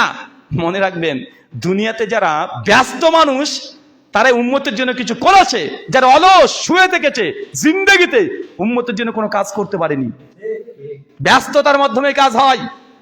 আপনি সময় আপনার জন্য 24 ঘন্টা, শেখ নাসিরউদ্দিন আলবানী রাহিমাহুল্লাহ তার জন্য 24 ঘন্টায় ছিল, কারোর জন্য 24 ঘন্টাকে আল্লাহ বাড়িয়ে 26 ঘন্টা করে দেয়নি। তাই ব্যস্ততা দিয়ে কখনো দাওয়াতি কাজ করবেন না, দাওয়াতের পেছনে সময় দিবেন না। এই ব্যস্ততাকে সামনে রেখে জিন্দেগিতে আমার দেখা মতে দেখেন, তারাই কাজ করেছে উম্মতের জন্য, তারাই সমাজের জন্য কাজ করতে পেরেছে যারা ব্যস্ত ছিল। যে ব্যস্ত না সে তো অলস। এই অলসতা থেকে আল্লাহ নবী সবসময় পানা চাইতেন, সবসময় অলসতা থেকে পানা চাইতেন, যে আল্লাহ যেন আমাকে অলসতার মধ্যে নিমজ্জিত না করে। আজকে কি করছেন? কতক্ষণ সময় ব্যয় করছেন? কতক্ষণ সময় দিচ্ছেন? অলস হয়ে গেছেন। আল্লাহ সুবহানাহু ওয়া তাআলা এই দিনের বিজয়ের জন্য আমাদের প্রত্যেককে তোমার রাস্তায় সময় ব্যয় করার তৌফিক দান করো, আমিন। সম্মানিত সুধী, দিনের বিজয়ের জন্য প্রত্যেকে মানুষকে প্রত্যেক সেক্টর থেকে কাজ করতে হবে। অনেকে আবেগে প্রবণ হয়ে এসে বলে যে রুহুল আমিন ভাই, আমি দায়ী হতে চাই। আপনি জেনারেল লাইন থেকে এসেছেন, আলহামদুলিল্লাহ, আপনি অনেক জ্ঞান অর্জন করেছেন। তা আমিও চাই আমি এইভাবে 100% দাওয়াতি ময়দানে চলে আসতে চাই। ছেলেটা LLB পড়ছে, ইঞ্জিনিয়ারিং পড়ছে, সেই সময় তো হেদায়েত পেয়ে গেছে। হেদায়েত পেয়েই সমস্যা সে চিন্তা করছে যে আমিও দিনে দায়ী হব, আমিও দাওয়াতি কাজ করব, মানুষের কাছে ইসলাম, বিশুদ্ধ ইসলাম প্রচার করব, নাস্তিক যারা আছে, যারা অমুসলিম আছে, তাদের কাছে ইসলামী কনসেপ্ট এটা জানাবো। তার এই আবেগ কিন্তু খারাপ নয়, এই আবেগের কুর্নিশ করতে হয়। এই আবেগটা অবশ্যই ভালো, কিন্তু এই আবেগের কারণে দুটো ভুল হয়ে যায়। এক, এই আবেগ আজকে যেটা আছে 2 বছর পরে না থাকতেও পারে। দেখবেন অনেক যুবকদেরকে দেখেছি, যখন নতুন নতুন যখন হেদায়েত পেয়েছে, সেই সময়তে হেদায়েত পাওয়ার পরেই একদম একটা লাইব্রেরি খুলে বসে পড়েছে। লাইব্রেরির নাম IRC, ইসলামিক রিসার্চ সেন্টার। দিন রাত লাইব্রেরিতে পড়ে আছে, মানে কাজ কাম সব বাদ, আব্বা মা কে বলে কিচ্ছু না, লাইব্রেরি সবসময় পড়ছেই। কিছু হয়েছে, একটা মাদ্রাসা খুলে বসে আছে, নতুন হেদায়েত পেয়েছে, চল একটা মাদ্রাসা করি। 4 জন বন্ধু মিলে 20,000 টাকা দিয়ে 80,000 টাকা হয়েছে, 1 লাখ টাকা হয়েছে, একটা ঘর নিয়েছে। এরকম 10-12টা ছেলের দেখে নিয়ে মাদ্রাসা খুলে বসে আছে, আছে না? আছে। ফাউন্ডেশন খুলে বসে আছে, দাওয়াত সেন্টার। এটা আবেগ। এই আবেগকে আমরা কুর্নিশ করি। এরকম আবেগ, এরকম জজবা থাকা ভালো, কিন্তু 2 বছর 4 বছর পর দেখা যাচ্ছে মাদ্রাসাও নাই, আবার আবেগও নাই, আবার দাড়িটা বড় ছিল, ছোট হতে শুরু করে গেছে। এমন দেখেননি? দেখেছেন? এরকম অনেক ছিল, অনেক, শত শত। কিছু হলে রাহুল ভাই একটা লাইব্রেরি খুলবো, আপনাকে দাওয়াত দিলাম, আসবেন, উদ্বোধনী করবো আপনাকে দিয়ে। ভালো কথা, যাই। পরবর্তী সময় 2 বছর 3 বছর পরে দেখি যে নাই, ওই লোকও নাই, লাইব্রেরিও নাই, ওই কয়েকটা বই এখন ইঁদুরে খাচ্ছে। বাংলাদেশে খুঁজে দেখেন, শত শত এরকম পেয়ে যাবেন। শোনেন, যারা জেনারেল থেকে হেদায়েত পেয়ে দিনের পথে এসেছেন, তাদের জন্য আপনি যেই জায়গাতে আছেন ওই জায়গাটাকে পারফেক্ট করেন। আপনি যদি ইঞ্জিনিয়ারিং নিয়ে পড়ছেন, এই পড়াকে শেষ করেন, এই পড়াটাকে শেষ করেন। শেষ না করে ওই জায়গা থেকে যদি আপনি ফিরে আসেন, শয়তান ওয়াসওয়াসা দিবে। কিভাবে? 1 বছর পর দেখবেন যে ইঞ্জিনিয়ারিং পরীক্ষাতে আপনি ফেল করে গেছেন। কেন? ইসলামের এই দিকে বেশি সময় দিয়েছেন, এই আবেগ দেখা থেকে এই দিকে সময় দিয়ে ইঞ্জিনিয়ারিং ওই যে পড়ছিলেন, ফেল, রেজাল্ট খারাপ। আর আপনার যারা বন্ধুরা ছিল, যারা ওই পড়ছিল, তারা শুধু একদিকেই পড়াশোনা করেছে, ওরা একটা জায়গাতে পৌঁছে গেছে। আপনার 2 নৌকায় পা দিতে গিয়ে দুটোই শেষ। তাহলে শয়তান এসে বলে, দেখ ওই ছেলেটা তোর সঙ্গে পড়তো, তোর চাইতে কমা ছিল, পড়াশোনা কমা ছিল, আজকে চাকরি করছে, আর তুই কি করছিস রে? তুই কি করছিস? তুই না দায়ী হতে পারলি, না মাদ্রাসাটা চললো ঠিকঠাক, না তো লাইব্রেরি চলেছে, তোর কিছুই হয়নি, তুই রাস্তার ফকিরের মতো বসে আছিস। শয়তান এসে ওয়াসওয়াসা দিবে, দেবেই নিশ্চিত। কেন? 2 বছর আবেগ, ওই আবেগে গিয়েই সবকিছু শেষ করে ফেলেছে। আমরা বলি, আপনি যে কাজটা করছেন ওই কাজটাই ইসলামীকরণ করে নেন। আপনি সায়েন্স নিয়ে পড়ছেন, পড়তে থাকেন, এমন বিজ্ঞান শিখেন, এমন সায়েন্স শেখেন যে বিজ্ঞান সায়েন্সটাকে কোরআনুল কারীমের, কোরআনুল মাজিদের মধ্যে যে বিজ্ঞান সায়েন্স আছে সেগুলোকে নিয়ে গবেষণা করেন। ডাক্তার জাকির নাইককে দেখেন নাই? উনি তো ডক্টর, উনি বিজ্ঞান পড়েছেন, উনি সায়েন্স পড়েছেন, কিন্তু ওই সায়েন্স পড়ার কারণে doctor Zakir Naik, William Campbell যখন সায়েন্টিফিক কোরআন মাজিদের 22টা ভুল ধরলেন, বলেন তখন হুজুর গিয়ে 70 গুলো দিতে পারতো? ও বুঝে, ও কেমিস্ট্রি বুঝে, ফিজিক্স বুঝে, কতজন বুঝে? বুঝে না তা না, কিন্তু কত পার্সেন্ট বুঝে, কতটুক জানে? কিন্তু ডাক্তার জাকির নাইক যখন দেখছে যে না, আরে যেসব অভিযোগগুলো করেছে, অবজেকশন করেছে, কারণ তার সাবজেক্ট এটাই ছিল বায়োলজি, কিভাবে সন্তান ওই যে আলাক, সূরা আলাক নিয়ে দেখবেন ডক্টর জাকির নায়েকের দারুণ আর্গুমেন্ট আছে। উইলিয়াম ক্যাম্বেলের সঙ্গে যখন ডিবেট করেছিল যে আলাক মানে কি, আলাক মানে কি রক্তবিন্দু। যতজন অনুবাদক কোরআন মাজিদ অনুবাদ করে সবাই রক্তবিন্দু লিখেছে, উইলিয়াম ক্যাম্বেল ভুল ধরলো। ডক্টর জাকির নায়েক তখন বোঝাচ্ছেন কত চমৎকার ভাবে যে আলাকের যে পজিশন, এটা জমাট বাঁধা রক্তের মতো হয়। প্রথমে ফার্স্ট স্টেপ, সেকেন্ড স্টেপ সেটা ঝুলে থাকে, থার্ড স্টেপ সেটা জোকের মতো হয়। উনি তখন বিভিন্ন মেডিকেল সায়েন্সের বই থেকে রীতিমতো বইগুলোকে দ্য ডেভেলপমেন্ট অফ হিউম্যান, এই বই থেকে তিনি দেখিয়ে দিলেন যে না, এই আলাক যে তিনটে অর্থ হয়, তিনটে অর্থই মায়ের শরীরে সন্তান যখন পেটের মধ্যে থাকে তিনটে পর্যায়ে থাকে। এখন আপনি যদি এই ভ্রূণবিদ্যা না জানেন, আপনাকে যদি মানে পেটানো যায়, আপনার মুখ থেকে জব বের হবে? আর আমি ভ্রূণবিদ্যা নিয়ে প্রাথমিক স্তর থেকে পড়িনি, আজকে হঠাৎ করে একদিনে এই 40 বছর বয়সে এসে আপনি ভ্রূণবিদ্যার ভ বুঝতে পারবেন? কথা বলেন না। আর আপনি এইগুলো নিয়ে পড়াশোনা হচ্ছে সায়েন্স নিয়ে, আপনি ডারউইনের মতবাদ আপনি জানেন, কিন্তু আমি জানি না। কেন? আমি মাদ্রাসা লাইনে পড়েছি, মানে আমি আমার কথা বলছি না, মানে যারা আছেন ওলামা সমাজ তারা এই ডারউইন মতবাদ তারা পড়েনি। তা আজকে যদি বিজ্ঞান দিয়ে সায়েন্স দিয়ে যদি কোনো সুশীল সমাজ যদি আজকে প্রমাণ করতে চাই যে মানুষের অজুদ, মানে মানুষ যে এসেছে এক্সিস্টেন্স, এটা আসলে মানুষ থেকে নয়, নবী আদম থেকে নয়, এটা বিভিন্ন ডারউইন থিওরি অফ ইভলিউশন বুঝাচ্ছে। একদম রঙিন রঙিন বোর্ডে ছবি একে একে 3Dর মাধ্যমে দেখাচ্ছে মানুষ এসেছে মূলত এককোষী জীব থেকে। এখন যা বলবে আমাদের মাথার উপর দিয়ে চলে যাবে, যাবে না? কিন্তু যারা আধুনিক শিক্ষায় শিক্ষিত, আপনার ছেলে যেটা স্কুলে কলেজে ইউনিভার্সিটিতে পাঠিয়েছেন, ও তো এই বিজ্ঞানটা বুঝে, ও তো ডারউইন মতবাদ বুঝে। যখন বুঝাবে ওই সুশীল সমাজ, যারা সেকুলার লিবারাল যারা আছে, যারা হিউম্যানিজমে বিশ্বাস করে, যখন তারা এইভাবে আপনার ছেলেটাকে বোঝাবে, তখন তারা এই কনসেপ্টকে গ্রহণ করে নিবে। কেন? কারণ তাদের শিক্ষা ব্যবস্থা আর এই লোক যে বোঝাচ্ছে সেম। কিন্তু আমি তো হুজুর মানুষ, আমার তো ডারউইন মতবাদ বুঝতে গেলে আমার ডায়রিয়া হয়ে বসে থাকবে।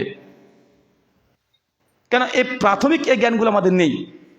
কিন্তু আপনি দিনে এসেছেন, আপনি একজন ডাক্তারি পড়ছেন, মেডিকেল সায়েন্স নিয়ে আপনার ভালো জানা আছে, আপনি এই জ্ঞানটাকে ইসলামের জন্য কাজে লাগান। এই জ্ঞানটা দিয়ে আপনি বই রচনা করেন। পশ্চিমারা যেসব অভিযোগগুলো করে সায়েন্সের উপরে, কোরআন মাজিদের সঙ্গে সায়েন্সের যে ভুল ভ্রান্তিগুলো দেখানোর চেষ্টা করে, নাস্তিক অ্যাথিস্ট যারা আছে যা ভুল প্রমাণ করার চেষ্টা করে সায়েন্টিফিক ভাবে, আপনি এই ফিল্ডে কাজ করেন, এটা অনেক বড় কাজ হয়ে যাবে। ডাক্তার জাকির নায়েক এই কাজটাই তিনি করেছেন। কোন কাজটা করেছেন? কোন কাজ করেছেন?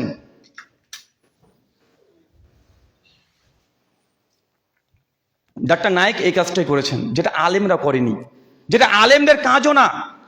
আমাদের আলেমদের কাজ কি? আমরা ফিক মানুষকে শেখাবো, আমল শেখাবো, আখলাক শেখাবো, মানহাজ শেখাবো, আমরা এই কাজগুলো শেখাবো।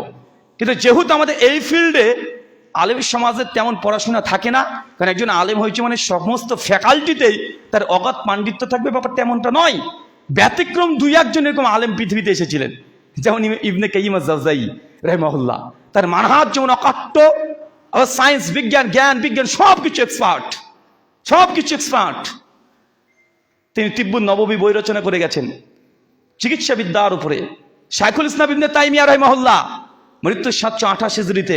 এমন এক ব্যক্তিত্ব, জ্ঞানের এমন কোন শাখা নাই যে শাখাটা তিনি কলমে খোঁচা দেননি, মানে এমন কোন জায়গা নাই, যে কোনো সেক্টর শাইখুল ইসলাম ইবনে তাইমিয়া প্রত্যেক জায়গায় তার কলমের খোঁচা আছেই, পাবেনই। তার মাজমুআল ফাতাওয়া আপনি একবার ঘেটে দেখেন, সব সেক্টর যা বলেন। আজকে দিনেও যে অভিযোগগুলো নাস্তিকরা করে, এর জবাবও কোনো না কোনো ভাবে সূত্র, ওসুল, স্ট্যান্ডার্ড শাইখুল ইসলাম ইবনে তাইমিয়া দিয়ে গেছেন সব জায়গাতে। এরকম ব্যক্তি খুব কম আছে যে সব শাখাতে অগাধ পাণ্ডিত্য নিয়ে আসে পৃথিবীতে। কিন্তু আমাদের দরকার কি? আলেমরা আলেমের জায়গাতে আছে, যারা জেনারেল থেকে যারা দিনে আসছেন, আপনাদেরকে আমাদের প্রয়োজন। আপনাদেরকে জরুরত এই আধুনিক যুগের টেকনোলজির যুগে, যেই সময় ইলাহাদ তথা নাস্তিকতা বাড়ছে, মানুষকে ম্যাটেরিয়ালিস্টিক বানিয়ে দিচ্ছে, বস্তুবাদী চিন্তাধারা মধ্যে ঢুকে যাচ্ছে, তাদের ওই পশ্চিম আদর্শ, তাদের থিঙ্কিং, চিন্তাকে ডিস্ট্রয় করার জন্য আপনার চিন্তা লাগবে। কেন? আপনি এগুলো নিয়ে পড়াশোনা করছেন, আপনি এগুলো নিয়ে আছেন, তাদের ভেতরকার খবর জানেন, কিন্তু একজন আলেম তাদের ভেতরকার খবর জানে না। জানে না কি কথা বলেন? তার আলেমরা তো এই ভেতরের খবর জানে না। তাদের ফিলোসফি কি, তাদের দর্শন কি, তাদের অন্টোলজি কি, কিভাবে তারা চিন্তা করে গোটা বিশ্বকে, এটা আমাদের আলেমদের না জানারই কথা। কারণ সব সেক্টরে সে পণ্ডিত অর্জন করবে, পণ্ডিত্য এমন হতে পারে না। কিন্তু আপনি তাদের চিন্তাধারাতে বড় হয়েছেন। আপনি হচ্ছে মেকলের সন্তান। মেকল মানে যে সিলেবাস যারা দিয়ে গেছে, ওই ব্রিটিশদের সিলেবাস পড়ে আপনি তাদের কাছ থেকে জ্ঞান অর্জন করেছেন। তাদের কোথায় দুর্বলতা এটা আপনি ধরতে পারবেন। তাদের দর্শন কোনটা আপনি সেটাকে খণ্ডন করতে পারবেন। তার জন্য আপনাকেও দরকার। আপনার যে জ্ঞান আছে, যে সাবজেক্ট নিয়ে পড়ছেন, ওই জায়গাতে আপনি স্ট্রং হয়ে যান, শক্ত হয়ে যান, অগাধ পাণ্ডিত্য অর্জন করেন। এখনকার যুগ এটা না যে আপনি মানে অনেক রকমের জ্ঞানী হবেন অনেক বিষয়ে। এখনকার যুগ এটা নয়। দাঁতের ডাক্তার আলাদা, চোখের ডাক্তার আলাদা, চোখের মধ্যে চোখের রেটিনার আবার স্পেশালিস্ট ডাক্তার পিএইচডি করেছে। এই ভুরুর ডাক্তার আলাদা, এক চোখেরই 20 রকমের ডাক্তার আছে না? হার্টের ডাক্তার আলাদা, এদিকের ফুসফুসের ডাক্তার আলাদা। মানে এখন যে আপনি বিভিন্ন রকমের জ্ঞান একাই 100 হবেন, এখনকার যুগ নয়। এখন যে একটা সাবজেক্টের পুরে আপনি পিএইচডি করার যুগ, এখন স্পেশালাইজড হওয়া। আপনি সাহিত্য ভালো জানেন, আরবিক সাহিত্য নিয়ে পড়ছেন, শুধু এটাকে আপনি ইসলামের জন্য ব্যবহার করেন। খোঁজ করেন যে কোরআন মাজিদের সাহিত্যগত ভুল কে ধরেছে, কারা কোরআনের সাহিত্যের উপরে অভিযোগ করে, কারা দাবি করে যে কোরআনের মতো আমি একটা সূরা রচনা করেছি। পৃথিবীতে এমন মানুষ আছে না নাই? এরকম বদমাস, নাস্তিক, অ্যাথিস্ট এরাও আছে। তাদের সাহিত্য ওই বইগুলো পড়েন, সংকলন করেন, জবাব লিখতে থাকেন। আজকে আপনি জবাব লিখবেন, এটা যদি আল্লাহর দরবারে কবুল হয়ে যায়, আজকে কবুল না হয়ে 100 বছর পরে কবুল হতে পারে কি পারে না? তারপরে আপনার এই বই পড়ে দেখা যাচ্ছে কোন এক আপনার মতো দিনী ভাই আছে, সেই সময়তে আপনার এই বইয়ের জ্ঞানকে পুরো বিশ্ব জগতে ছড়িয়ে দেবে না? আচ্ছা, একটা বই আছে, বইটার নাম হচ্ছে ইজহারুল হক, রহমতুল্লাহ কিরানবীর লেখা। নাম শুনেছেন? এই বইটা হচ্ছে খ্রিস্টানদের জবাবে লেখা। ডাক্তার জাকির নায়েকের বক্তব্য শুনবেন, যখন তিনি আলোচনা করছিলেন যে আমাদের উদ্দেশ্য কি হওয়া উচিত। এই আলোচনা করতে গিয়ে ডক্টর জাকির নায়েক শেখ আহমেদ দিদাতের কথা আলোচনা করেছেন। শেখ আহমেদ দিদাত মানে ডাক্তার জাকির নায়েকের উস্তাদ। লোকটা ক্লাস 7 পাস। কি পাস? ক্লাস 7 পাস করেছে, মাত্র 7 পাস। উনি আসলে ভারতেরই মানুষ। এই ভারত থেকে তিনি চলে গেছিলেন দক্ষিণ আফ্রিকায়। সাউথ আফ্রিকায় গিয়ে একটা চায়ের দোকানে, ছোটখাটো এই দোকানে তিনি কাজ করতেন। আর মাঝে মাঝে সে পেপার পত্রিকা সকালবেলায় মর্নিংয়ে সে দিয়ে বেড়াতেন।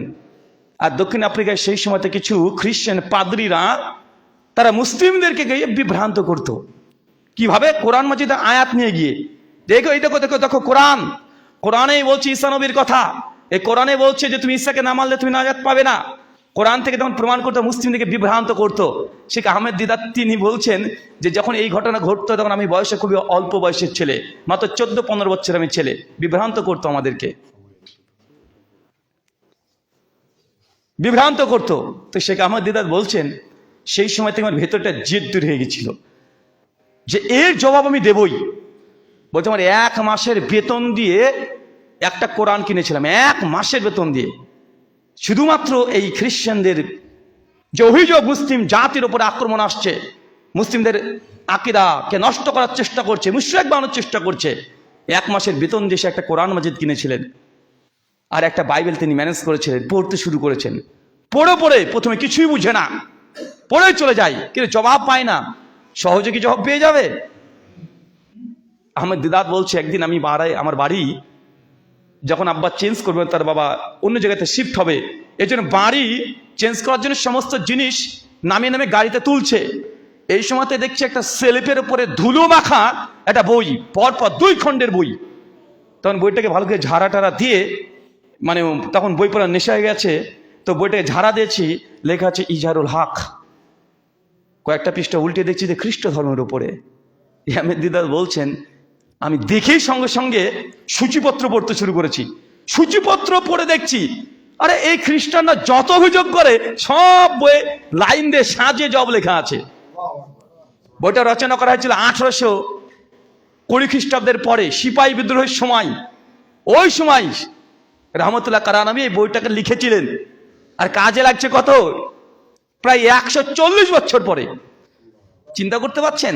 শেখ আহমেদ দিদাত বইটাকে নিয়ে স্টাডি করতে শুরু করে দিয়েছে, পড়া শুরু করে দিয়েছে। এতে না খ্রিস্টানরা যত অভিযোগ করে সব জবাব এতে লাইন দিয়ে সাজানো গোছানো, ঝরঝরে রেফারেন্স, কয়েক হাজার রেফারেন্স দিয়ে গোটা খ্রিস্টান ভিত্তিকে দুর্বল করে বইটাতে রেখে দিয়েছে।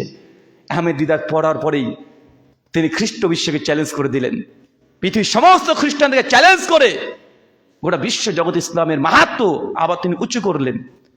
তাকে দেখে ইন্সপায়ার হলো কে? ডক্টর জাকির নায়েক। উনিও সেম বই, একই বই পড়ে খনি পেয়ে গেছে, জ্ঞানের খনি। ওটা পড়ে গোটা বিশ্ব জগতে আজ পর্যন্ত দাপিয়ে বেড়াচ্ছে। ওখান থেকে আমাদের মতো কত দিনী ভাইরা তারা সুযোগ পেয়েছে, ইন্সপায়ার হয়েছে। একটা বইকে, একটা বই, তার জন্য আমি বলেছি আপনি স্পেশালাইজড হন। কেন? রহমতুল্লাহ কারানবী তিনি বাইবেলের উপরে পণ্ডিত।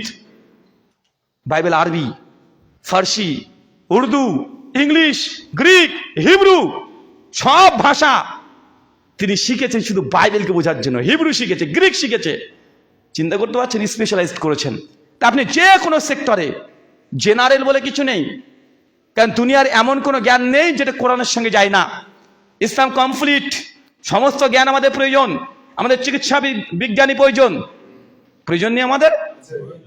চিকিৎসা বিদ্যা দরকার আমাদের, কারণ কোরআন এই চিকিৎসা বিদ্যা প্রসঙ্গে কথা আছে। পদার্থবিদ্যা দরকার, অ্যাস্ট্রোনমি, ফিজিক্স, কেমিস্ট্রি, সব সেক্টরে আমাদের স্পেশালিস্ট দরকার। এক একটা তরুণ দরকার যে এক একজন এক এক রকমের সাবজেক্ট নিয়ে গবেষণা করে এমনভাবে মানুষের সঙ্গে উন্মুক্ত করবে, আজকে ফল না পেলেও 150 বছর 200 বছর পর আপনার এই জ্ঞান গোটা বিশ্ব জুড়ে ছড়িয়ে পড়বে। যে কথাটা বললাম ইজহারুল হক, ওটা বাংলাতে অনুবাদ হয়ে গেছে। ডক্টর আব্দুল্লাহ জাহাঙ্গীর রাহিমাহুল্লাহ তিনি বইটাকে 3 খণ্ডে অনুবাদ করেছেন, ফুটনোট সহ। উর্দুতেও আছে, জাস্টিস তাকি উসমানী তিনি বইটাকে উর্দুতে অনুবাদ করেছেন। বাইবেলসে লেখার কোরআন তাক, এই বইগুলোতে এখনো পড়বেন, মনে হবে সর্বনাশ। মানে আজকে যদি পড়েন বইটা অবাক হয়ে যাবেন। হ্যাঁ, এই বই কি 200 বছর আগে লেখা সম্ভব? একজন হুজুর লিখেছে, একজন হুজুর। অবাক হয়ে যাবেন। আল্লাহ সুবহানাহু ওয়া তাআলা আমাদের এই মুসলিম বিশ্বে মুসলিম যুবক তরুণ যারা আছে, যারা যে জায়গা আছে, এক একজনকে এই বিষয় করে পণ্ডিত বানিয়ে দাও, আমিন। আর ওই জ্ঞানটাকে ইসলামের জন্য ব্যবহার করেন। কোন দিকে ব্যবহার করবেন? ইসলামের দিকে। যাই হোক, আপনাদেরকে এতগুলো কথা বলার উদ্দেশ্য আমার এটাই, যে সালাফিদের যে মানহাজ, দিন কায়েমের যে চেষ্টা, যে প্রচেষ্টা, সেটা দাওয়াত। এই দাওয়াতের জন্য আপনাকে সময় ব্যয় করতে হবে, অর্থ ব্যয় করতে হবে, প্রয়োজন হলে রক্ত বিক্রি করতে হতে পারে। এটা দিয়ে আগে সমাজকে পরিবর্তন করতে হবে। যত রকমের মডার্নিজম পশ্চিমা বিশ্ব থেকে আসছে সবগুলোকে সঙ্গে লড়াই করতে হবে। এখনকার যুগ অস্ত্র দিয়ে শুধু লড়াই নয়, এখন ইন্টেলেকচুয়াল ওয়্যার, বুদ্ধিভিত্তিক লড়াই হয়। একটা আদর্শকে দমন করার জন্য তাদের আদর্শ চাইতে ইসলামী আদর্শ কনসেপ্ট এটা যে উত্তম, এটা বোঝাতে হবে তাদেরকে, যে তোমার যে হিউম্যানিজম এটা আবার কি রে ভাই, আর ইসলাম যে কনসেপ্ট যে হিউম্যানিজমের চাইতে অনেক দামি, আপনাকে বোঝাতে হবে। এরকম যোগ্যতা তৈরি করতে হবে, এরকম ফিলোসফিক্যাল আর্গুমেন্ট আপনাকে দিতে হবে। নচেত এই সোশ্যাল মিডিয়ার যুগ, যতই চেষ্টা করেন না কেন ধরে রাখতে পারবেন না ছেলেটাকে, মেয়েটাকে ধরে রাখতে পারবেন না। কখন কার বক্তব্য শুনে কোন দিকে যে ভেসে চলে যাবে বুঝতে পারবেন না। আগে একটা নির্দিষ্ট গণ্ডি ছিল, যে হুজুরের বক্তব্য শুনবি মসজিদ ছেড়ে মসজিদ যাবি না, স্কুল ছেড়ে স্কুলে যাবে না, স্কুল ছেলেকে পড়েছে মাদ্রাসাতে, কিন্তু নাস্তিক হয়ে যাচ্ছে কেন? কারণ মাল্টিমিডিয়ার যুগ এখন। ওই মাদ্রাসায় পড়েছে ঠিক, কিন্তু সে বিভিন্ন রকমের আলোচনা শুনে, নাস্তিকদের, অ্যাথিস্টদের, সেকুলারদের আলোচনা শুনে সে বিভ্রান্ত হয়ে যাচ্ছে। কেন? কারণ এই সেক্টরে আমাদের জ্ঞান কম। নাস্তিকে যা খাওয়াচ্ছে আপনি তাই খাচ্ছেন, নাস্তিকে যে অভিযোগ করছে আমাদের কাছে জবাব নেই। কেন? কারণ আমরা তাদের ওই থিঙ্কিং, তার চিন্তাটা আমরা জানি না, আমরা অ্যান্সার করতে পারছি না। হঠাৎ করে আমাদের কাছে প্রশ্ন করছে। আল্লাহ সুবহানাহু ওয়া তাআলা আমাদেরকে দিনের বিজয়ের জন্য প্রত্যেককে সহযোগী হিসেবে কাজ করতে হবে, তৌফিক দান করে, আমিন। যাই হোক, এত বড় লিখেছেন কি বুঝতে পারলাম না। এটা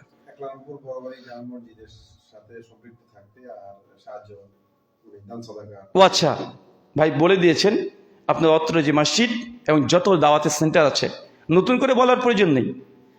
আমার আলোচনাই মূলত এই মুখে ছিল, যেখানে আছে মাদ্রাসা হোক, মসজিদ হোক, কোনো দাওয়াত সেন্টার হোক, সহযোগী হয়ে যান। মৌমাছির মতো কাজ করেন, নিজের উপকারের জন্য নয়। নিয়াত খাস আল্লাহর সন্তুষ্টির জন্য, নিজে পাওয়ার জন্য নয়, পরবর্তী প্রজন্মকে ঠিক রাখার জন্য, পরবর্তী প্রজন্ম যেন এখান থেকে উপকৃত হতে পারে, এই সেন্স নিয়ে যদি আগান, ইনশাআল্লাহ শুধু সালাফি মানহাজ নয়, ইসলাম গোটা বিশ্ব জগৎ আবার মাথা চাড়া দিয়ে উঠবে। এখন বিষয়টা গোটা বিশ্ব হচ্ছে ইন্টেলেকচুয়াল ওয়্যার, বুদ্ধিভিত্তিক লড়াই, যার যত আদর্শ বুদ্ধি দিয়ে তাদেরকে খণ্ডন করার যুগ। আল্লাহ সুবহানাহু ওয়া তাআলা আমাদেরকে তৌফিক দান করে, আমিন। এই বলে আজকের মতো আলোচনা শেষ করলাম। ওয়ামা আলাইনা ইল্লাল বালাগ। সুবহানাকা আল্লাহুম্মা বিহামদিক আশহাদু আল্লা ইলাহা ইল্লা আনতা আস্তাগফিরুকা ওয়া আতুবু ইলাইক। আসসালামু আলাইকুম ওয়া রাহমাতুল্লাহি ওয়া বারাকাতুহু।